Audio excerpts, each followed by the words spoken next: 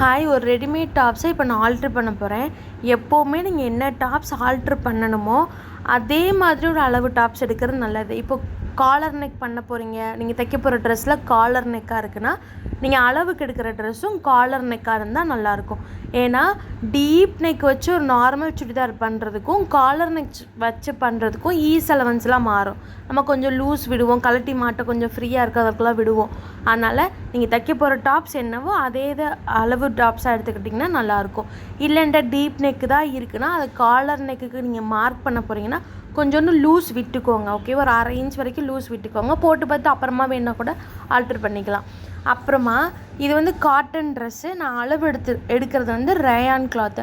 அதனால் என்ன பண்ணேன்னா ஒரு கோடளவு ஒரு 1/4 இன்ச் வரைக்கும் லூஸில் தான் நான் பண்ணுறேன்.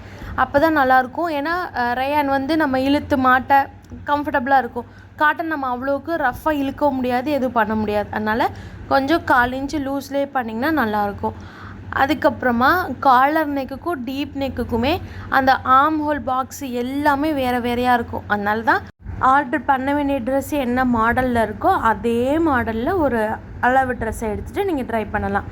அதுக்கப்புறமா இருக்கிறத நான் அப்படியே மார்க் பண்ணுறேன். நான் ஃபஸ்ட்டு மார்க் பண்ணேன்ல, டாப்ஸை விரித்து வச்சுட்டு அளவு டாப்ஸ் அதுக்கு மேலே போட்டு அப்படியே நீங்கள் வரைஞ்சிட்டு நீங்கள் தைக்க ஸ்டார்ட் பண்ணிடலாம். அதுக்கப்புறம் இந்த ட்ரெஸ்ஸை பொறுத்த வரைக்கும் நம்ம அனார்கலி அம்பர்லா கட்டெலாம் இருக்கும்போது செஸ்ட்டுக்கிட்ட ஒரு கட்டு வரும், ரைட்டாக இடுப்புக்கிட்ட ஒரு கட்டு வந்துட்டு அதுக்கப்புறமா கீழே ஃப்ளாரான பாவாடை போர்ஷன், ஸ்கர்ட் போர்ஷன் வரும். இதில் பாருங்கள், இதில் ஒரு இடம் வரைக்கும் தான் லைனிங்கையும் மெயின் கிளாத்தையும் சேர்த்து தைச்சிருப்பாங்க.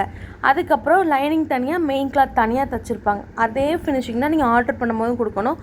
ஒரு தையல் போட்டதுக்கப்புறமா இந்த இடத்துல இந்த ப்ளீட்லாம் இருக்கிறனால அந்த கட்டு அப்புறமா பாவாடை ஜாயிண்ட் ஆகிருக்கனால ஒரு மாதிரி துணி மடங்க எங்கேயாவது பிடிச்சி தைக்க வாய்ப்பு இருக்கும்.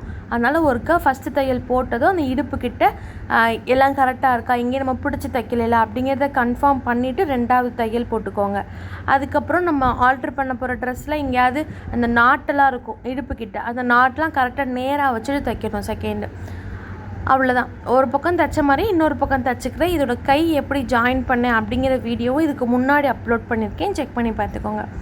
இது மாதிரி வேறு ஏதாவது வீடியோ வேணும்னாலும் கமெண்ட் பண்ணுங்கள், நான் போட ட்ரை பண்ணுறேன். நம்மக்கிட்ட பேட்டர்ன்ஸும் அவைலபிள் இருக்குது. வேணும்னா இந்த வாட்ஸ்அப் நம்பருக்கு மெசேஜ் பண்ணுங்கள்.